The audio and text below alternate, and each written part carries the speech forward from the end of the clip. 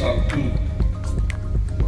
27 Februari 2021 kami mengumpulkan saudara sebagai pengurus Ikatan Pemuda Kecamatan Subrayaka Kabupaten Aceh masa bakti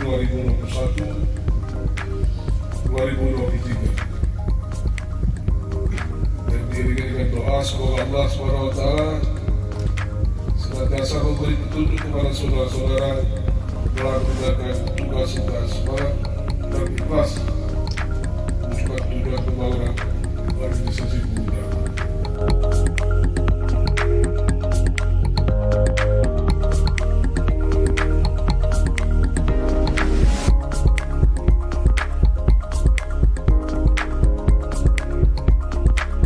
Sebagai generasi muda, saudara sekalian harus kreatif, inovatif dan konstruktif.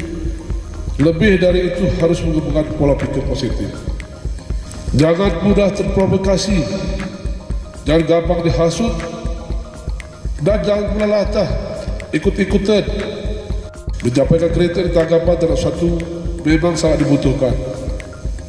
Tetapi sebagai pemuda yang intelektual, kami harapkan setiap informasi yang masih simpang siur dicek terlebih dahulu kebenarannya.